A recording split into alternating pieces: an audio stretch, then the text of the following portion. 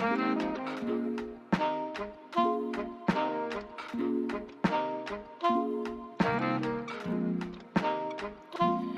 to the Dear Professor series, where college students who take courses online speak their minds. I am your host and e-learning strategist, Dr. Kellie Alston, who is honored to have a conversation with today's guest as she sheds light on her experiences as an online student. I've been teaching online since 2004 and made the tough decision to obtain my PhD through an online program. So I've been both an online instructor and an online student.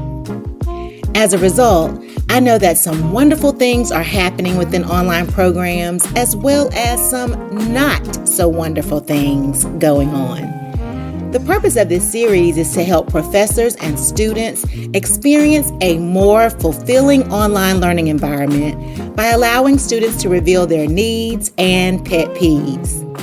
I hope that this information will support professors in making the necessary changes or adjustments in the design and delivery of their online courses, which should ultimately enhance student success and satisfaction with distance education. So if you're interested in hearing what students have to say about their lived experiences online, please hit that subscribe button and the notification bell so that every Wednesday at 8 p.m., the latest episode will come straight to you. Also, feel free to comment about anything said and ask questions. If you're listening via a podcast platform, be sure to follow and rate the series so that your interest and opinion of the show are made known. Now, if you're like me, this is the time of the year when you start looking for that perfect wall calendar, desk calendar, planner, and journal in preparation for the new year. If you are teaching college students in the upcoming semester, a must-have is the Professor's Week in Review, a journal for weekly reflections on the higher ed experience. The journal provides 16 weeks of guided reflection, along with a list of resources and checklists devoted to reflection on self-care, professional development, research interests, and faculty and committee meetings. This journal is a helpful tool for incorporating mindfulness consistently so that you can be fully present in the moment, paying attention to your thoughts and feelings without judgment, thereby improving your mental well-being and enhancing your focus and self-awareness. The journal is available at Barnes & Noble, Amazon, and Vervante.com. So head over to bit.ly/Dr. Kellie Alston to access the style of journal that you desire. Today, I am so honored to be sharing this time and space with Mrs. Heather Hall. Hi, Heather. Hi there. How are you doing, Miss Alston? I'm doing well. Guess what? You are my 13th and final guest for season 1. So I am even more excited than I usually am. I just feel so much gratitude because 13 brilliant individuals from so many walks of life have said yes to spending time with me on this series. And I can't believe that 13 weeks have gone by so fast. So I must say that this final quarter of the year has been the most fulfilling for me. If you had to pick a quarter from 2023, which one would you say was your most fulfilling or rewarding? I would definitely say the fall. So I don't know if it fits squarely into the quarters, but the fall was just really wonderful for me. It was my first fall where I felt like I actually had space for a lot of my own visions and my own goals. And I was actually able to actualize a lot of those this fall, which is not happened in many years. So it felt like my time was truly my own. Oh, that's exciting. And fall is my favorite season, by the way. So Yeah. That's good to know. So Heather, tell us a little bit about yourself. I'm an artist and I'm also an advocate for the neurodivergent community and a plant enthusiast. So I kind of split my three passions. And that's how my time is designed now. I worked in public schools for the last 6 years in exceptional children departments. And that was really rewarding, but it was time to move on to a more restful and sustainable chapter. And now I am owning my own business as an educational consultant called Triangle Education Advocacy. Oh, Heather, there's so much to talk about here. So let's first talk about something that people may not be familiar with, and that's the neurodivergent community. Can you tell us a little bit more about that? Sure. So I have focused much of my career on working with kids with autism, which would be included in the neurodivergent community. And that language, I'm not sure of exactly where it originated, but I find it to be the most representative language of the differences across the community. So, saying special needs is like, I think that language is kind of ableist in that it denotes that person has needs that are special or different than other people's needs. And it's like, well, we all have special needs. We all have unique needs. So it's not very descriptive. Mm-hmm. So I find that the language around the language of the neurodivergent community is, they have lots of different terms. One of my favorites that a coworker recently introduced me to, who is on the spectrum, is neurospicy. Which I really like. Very Ooh, I like that. celebratory, and it's kind of like, we always talk about, especially in education, working from a strength-based perspective. And I think Mhm. that the idea that someone being neurodivergent means that they have special needs or they're lower functioning, all of that language Yeah. reinforces ableism around a certain kind of neurotype. And that's really not the way the future's going. Yeah. So does that connect with your business as an education consultant, or are you doing something totally different? It absolutely does connect. So I'm working with families privately now, and I have a lot of different feelings about that in terms of equity. But working with families privately is very intimate, and it gives me a lot of opportunity to use my perspective that I've gained through the school system and working with the neurodivergent community in schools, but also in communities and also in clinical settings. Mhm. Uh, so it's absolutely connected. And I feel like this is just my newest way of being able to support a more accessible world for everyone. And to really hone in on specific individual families has given me the opportunity to see a lot of growth. So, Heather, did you feel like that was restricted in a way in this public school system? Yeah, I mean, the public school system, I think, is designed for adults who are functioning under the workforce that is required of our capitalist society structure right now. So, um, the school day is not designed for children. It's not the length of time that you're supposed to be there is not, I don't think it's appropriate for children or adults really, but also just the amount of time you're supposed to be sitting and passively listening and not actively doing anything and then getting in trouble for being active, for being curious and Mm. exploratory. Yeah. I think it really can break a lot of spirits. And so, I don't think traditional schooling is the only way, but for working parents or for people that have incomes that are not going to meet all of their needs to seek outside of the public school system, there's just not always a chance for people to get their needs met the way that they should in under those circumstances. And the public schools really have a long way to go in acknowledging that students are going to have special needs. All students are going to have special needs. And how are you going to respond to that in a way that doesn't, break their spirits?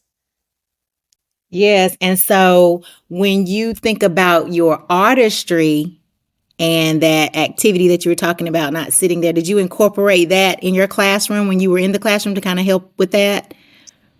Yeah, I had a lot of looser expectations in that I was doing separate setting or what they call in North Carolina resource um, Okay. EC teaching. So resource is where I'm jumping in and out of different classrooms. So I always kind of I mean, maybe who knows if what the reality is, but I always sought to be a safe place for students on campus. So a place where they could come and get what they needed, even if that didn't look as, academic and rigorous as the expectations that were put on them. So I didn't, like when we had circle time, there were choices to sit on the rug, but I did not require someone to sit down. I don't think everyone is always listening when they're sitting down. And then if they're focused on staying seated, then they're not focusing on the lesson. So I think as much movement as you can allow students to have, they will meet their own needs when they are given the opportunity. So, Heather, what's your general experience with taking courses online? So, my experience with taking courses online started when I moved to North Carolina during the pandemic, and I began teaching in an EC pre-K classroom. So that's like an exceptional children pre-K classroom. And I was taking online courses for about 2.5 years. And I was working toward an extension of my teaching certification to include pre-K and early childhood to support my work in the classroom in Durham Public Schools. That was a licensure requirement. I am certified to teach all of elementary school and exceptional children, but I was not certified to teach in the pre-K age range, which at first I was pretty annoyed that they wouldn't just like give me a pass on that. Right. But then as I started taking the courses and they were informing what I was doing in the classroom day to day, I realized like I really did need that education to be age appropriate in what I was doing. So before that time, I resisted taking online courses because I was convinced that they were not like the best way for me to get my education and that it would be better for me to go in person, which meant that I was taking courses where I lived previously in New Orleans and hoping to prepare for a grad school program that I ended up not doing as life happens. But I was working part-time and going to classes in person on a community college campus there. And so I was biking to and from campus, and I spent a lot of time on campus. And I enjoyed that learning style at the time, but with teaching full-time, there's no way I would be able to maintain the travel and the transitions that it would take to take courses while teaching, unless they were online. Right. So you had to surrender like I did to the online, Mm-hmm. the Yes, online delivery, the online mode. exactly. Okay. So if you were to rate your experience during those 2.5 years, I think you said, was that about? Mhm. Yeah. Yes. Okay. So if you were to rate that experience with online courses on a scale of 1 to 10, with 10 being outstanding and 1 being horrific, what rating would you give and why? Well, I think that the content and like the actual courses and the course design, I would give like an 8 to a 10.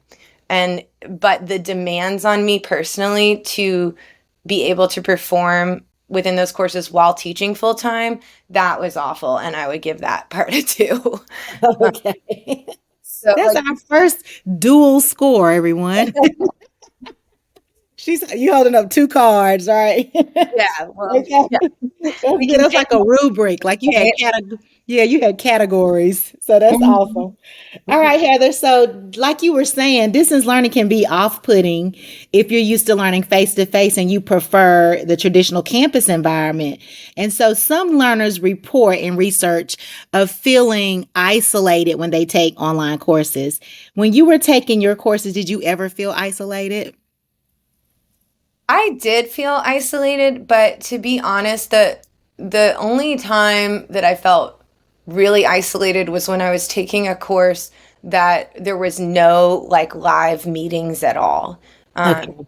and that almost felt like, I mean, I learned so much less in that course than I learned in other courses online, because it just kind of felt like this to-do list, not really a learning opportunity. It was like just regurgitate. Like it was like I would just like chew something up and spit it out, and it Okay. didn't. So it didn't really feel like learning, and that was fairly isolating. But um, the cooperative learning model, I think, is my favorite thing about online learning that I experienced in online learning. It just it's within my values as just like my personal values of it feels like we're only as strong as our weakest link in the chain, right? And so everyone Yeah. needs to develop every skill. So the rotating roles of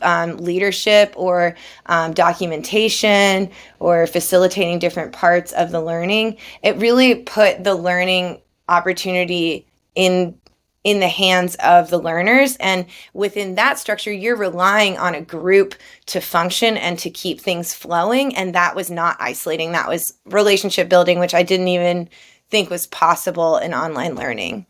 So that really blew me away. Yeah, so cooperative learning is my favorite mode Yeah. of instruction. So, did you feel like you were part of a learning community essentially because of that? Yes. And it was also, it was really clear because we had audio, but we didn't have videos on, which I Right. think was respectful, but like it was very clear when someone was flustered. And you have a choice in that moment to either get flustered as well and get mad at the person for not being organized or not knowing what to do, or Right.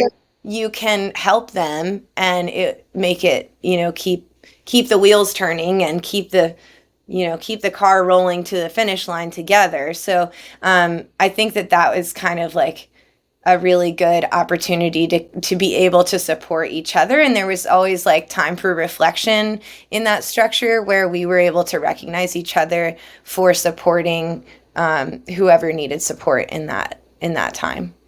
So, what would you say, Heather, was the what you learned, the lesson that you learned the most from having to work with people in that way online? I love the phrase step up, step back. I am, Okay.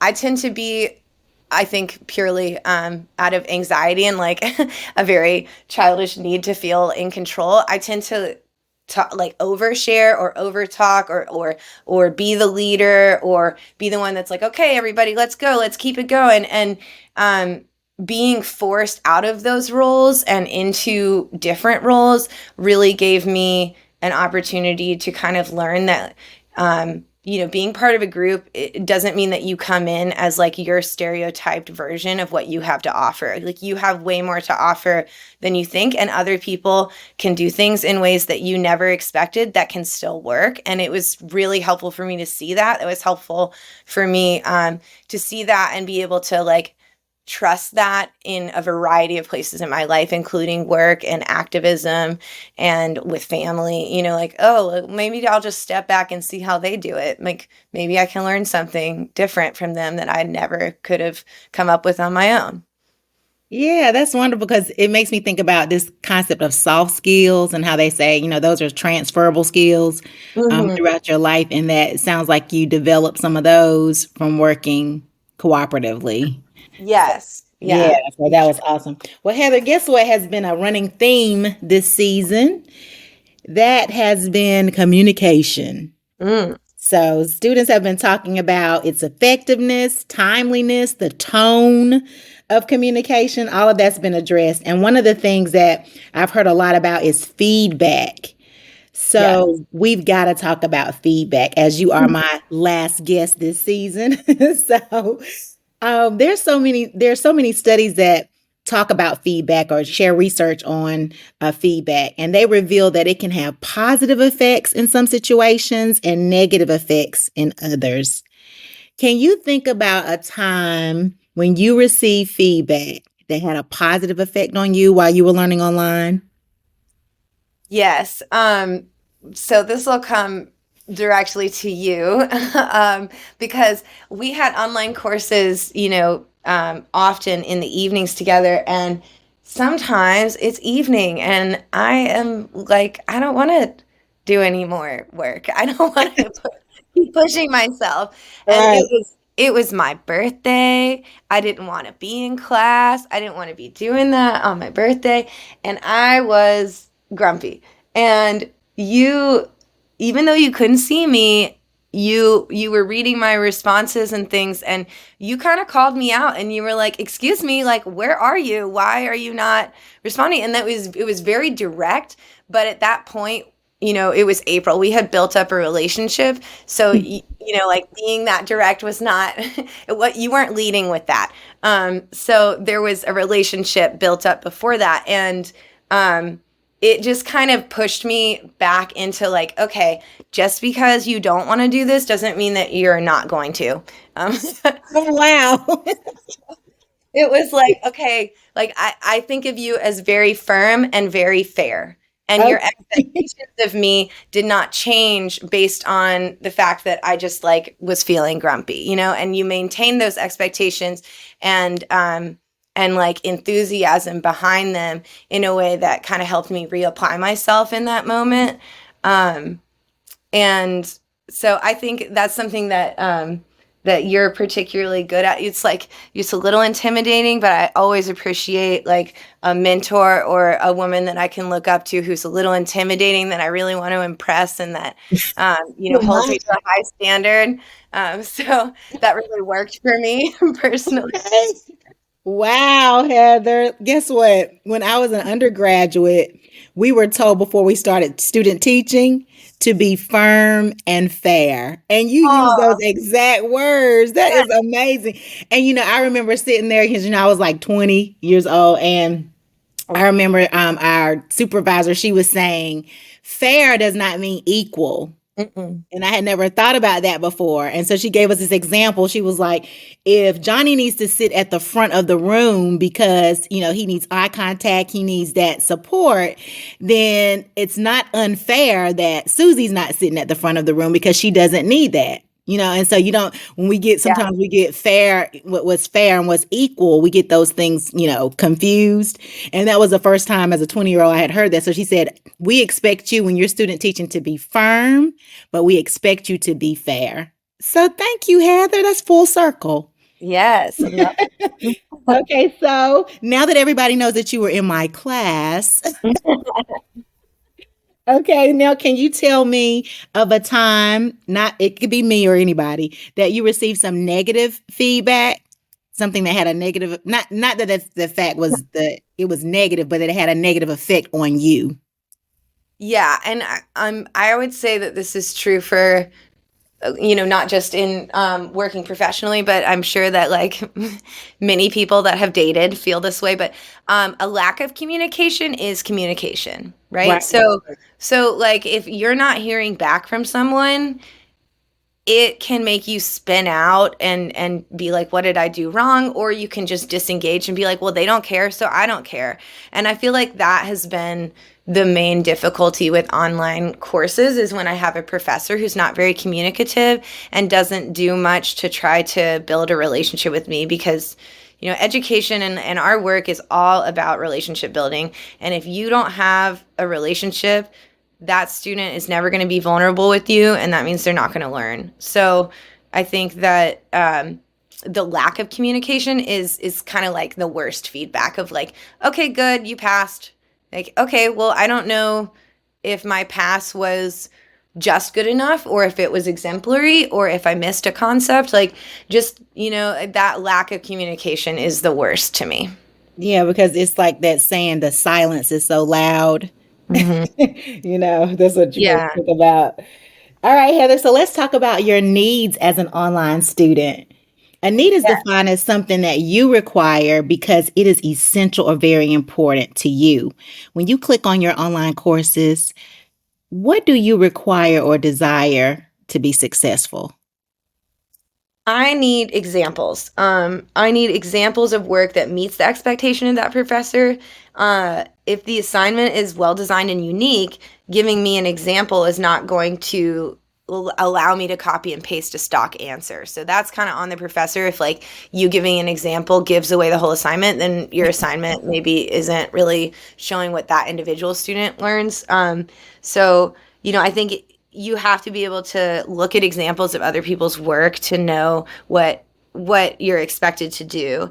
And then also sharing information in multiple mediums. This kind of goes back to my values as an advocate for the neurodivergent community because we all have different learning styles.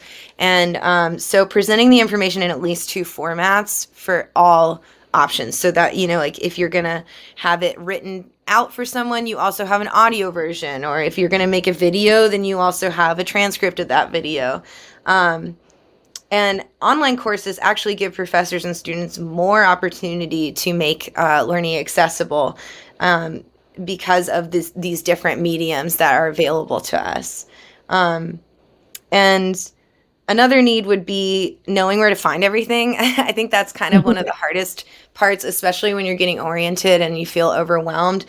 So like predictable structures to the courses. I think if you have a professor who uses the same learning style in all of their courses, then when you see that you have that professor for a new course, you know that the material is going to be new, but that the structure is going to be familiar. And I find that as an educator, familiar structure with novel material is the best way to engage a learner and make them feel confident.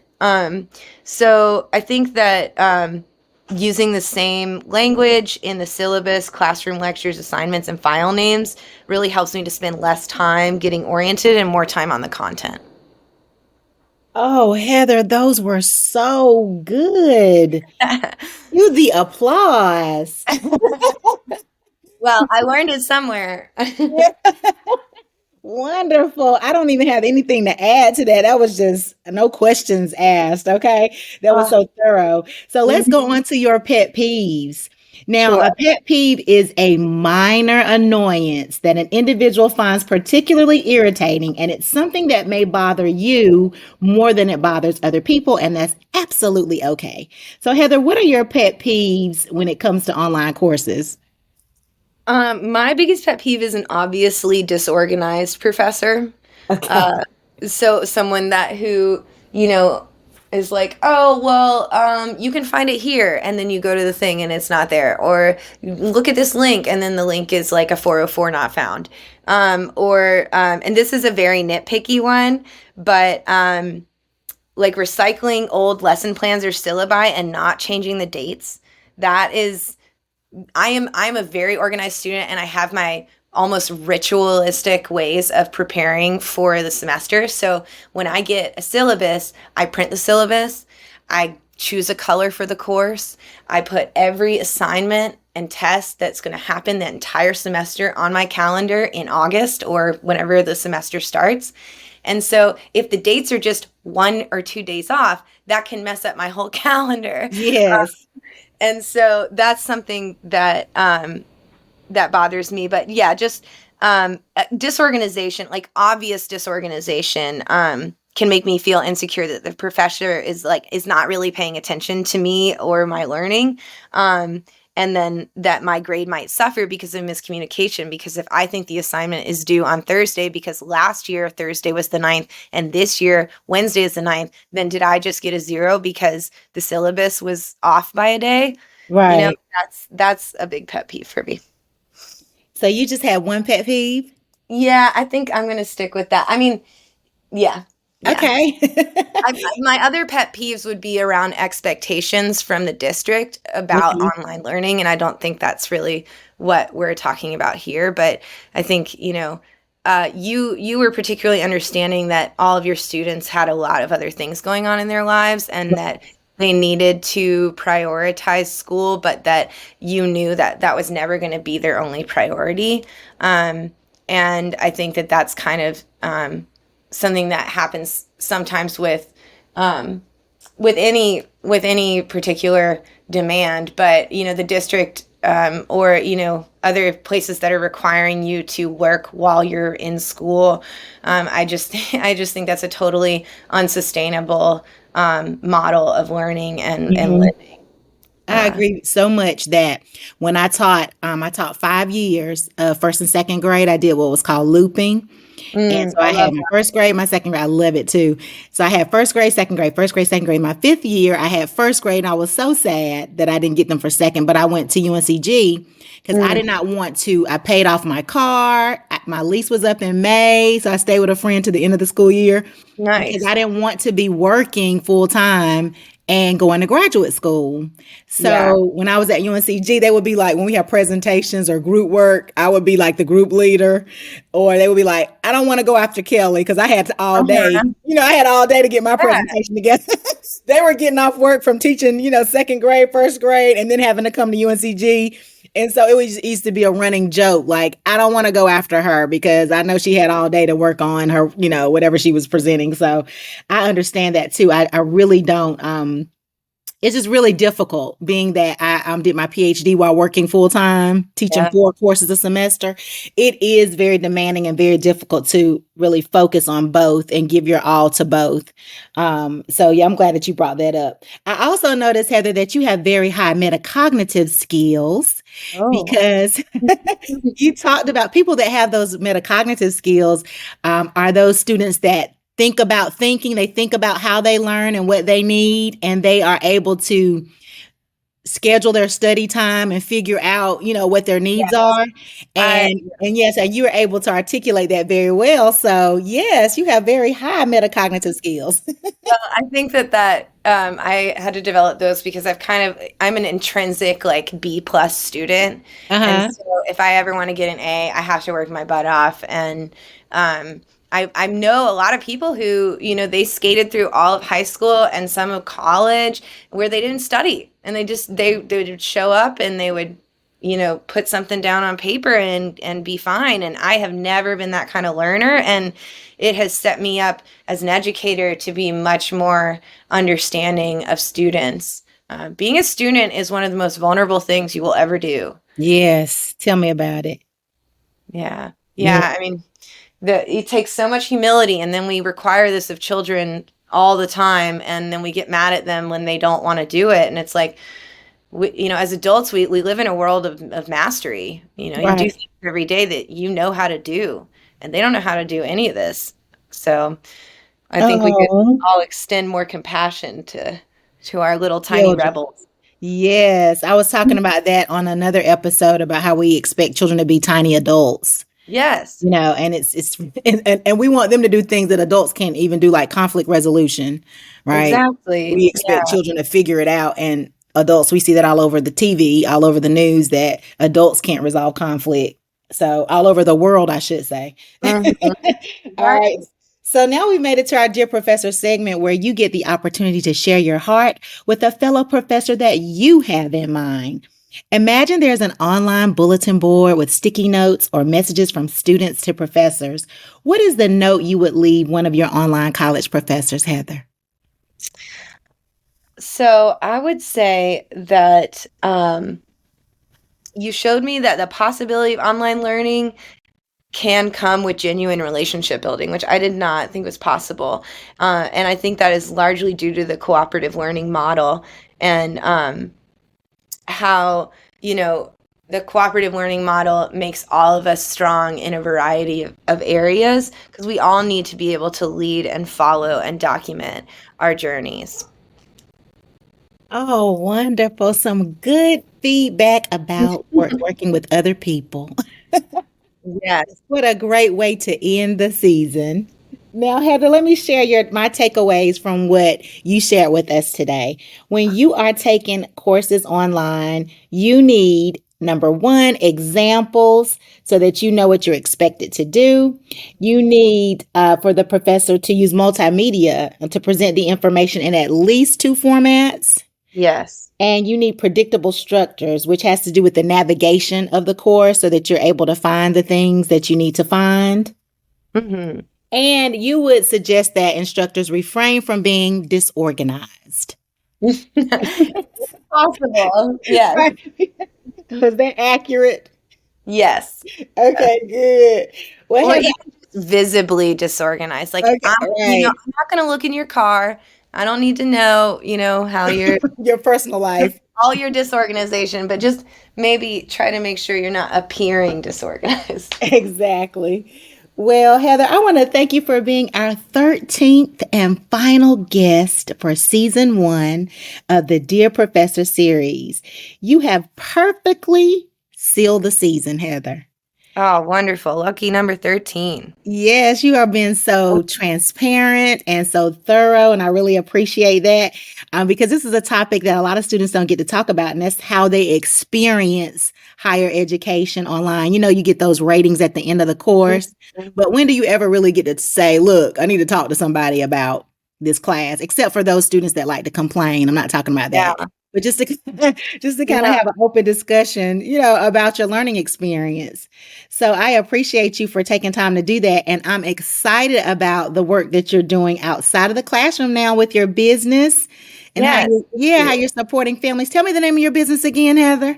It's Triangle Education Advocacy, and you can find that on the website, which is just the company name, triangleeducationadvocacy.com. Okay, fantastic. I just wrote that down. So I wish you well as you focus on your heart's desire. Hope that 2024 is as fulfilling as you said the fall of 2023 has been. Yes. Okay. Well, thank you all for joining us for season 1. It has been such a satisfying and heartwarming experience. If you enjoyed this season, give the gift of sharing the series with 7 people. 7 is my favorite number. So share it with 7 people that you know. This series is available on all your favorite podcast platforms, including YouTube. So please tell a few friends and tell them to tell a few friends. I look forward to spending time with you in 2024 as we embark on season 2 of the Dear Professor series, where college students who take courses online speak their minds. May your new year be one of personal growth and discovery, fulfilling adventures, and an overflow of love, peace, joy, and vitality. Bye-bye.